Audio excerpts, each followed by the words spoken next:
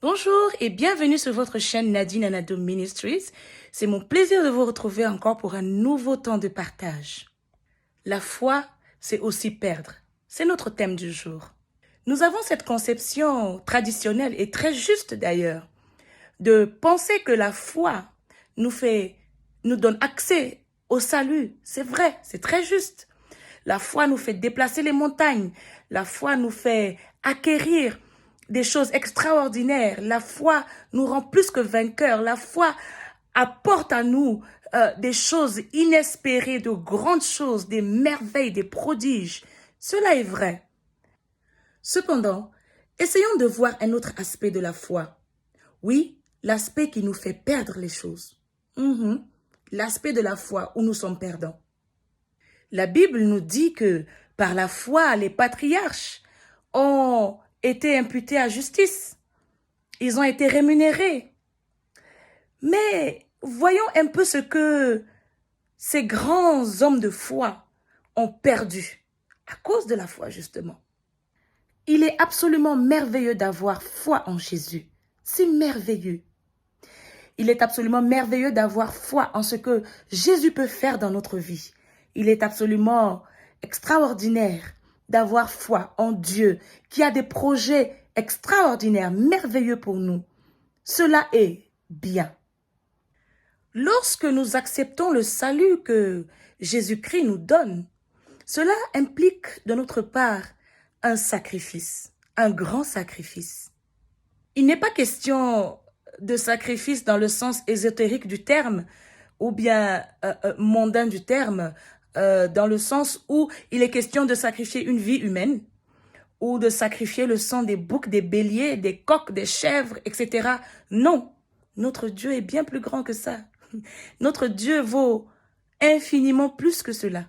Lorsque nous acceptons Christ dans notre vie, ce n'est plus nous qui vivons, c'est Christ qui vit en nous. Et notre vie ne nous appartient plus. Cela est un contrat. Si je vis en toi, tu ne vis plus. Afin que je vive en toi et que je te rende meilleur. Et que j'accomplisse complètement, parfaitement le plan merveilleux que j'ai pour toi. C'est le contrat que nous avons avec Christ. Il y a une différence entre reconnaître Christ comme Seigneur et Sauveur et accepter qu'il soit le Seigneur et le Sauveur de nos vies. Lorsque Christ nous dit « je veux te guérir », que ce soit d'une maladie dans vos membres, que ce soit une maladie au fond de nos cœurs, lorsque Jésus nous dit « je te guéris », acceptons cette guérison-là. Mais accepter cette guérison inclut laisser partir ce qui nous retient dans cette maladie. Accepter le salut, c'est accepter de laisser partir la mort. Accepter de vivre en Christ, c'est accepter de mourir en nous. C'est accepter de laisser partir ce que nous sommes. Voilà un sacrifice digne. Si Christ vit en nous, alors nous devons laisser partir cette mentalité du monde dans lequel nous sommes pour adopter la mentalité de Christ qui nous emmènera dans les lieux élevés. Nous devons accepter de laisser partir la conception des choses humaines et revêtir, prendre la conception de Christ.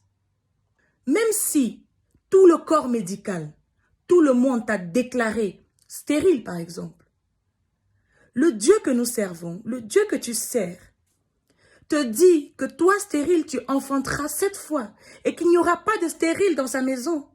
Alors, soit tu laisses partir cette conception du monde et ta foi te fait également gagner cette fertilité qui vient de Christ. Mais il faut que tu laisses partir l'infertilité. Il faut que tu laisses partir la stérilité.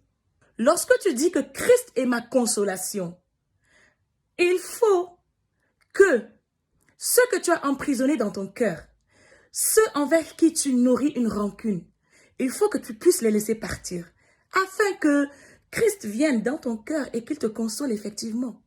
Mais si tu les laisses dans ton cœur, si tu laisses l'amertume, si tu laisses le ressentiment, si tu laisses les blessures du passé habiter encore dans ton cœur, comment est-ce que Christ pourra te guérir?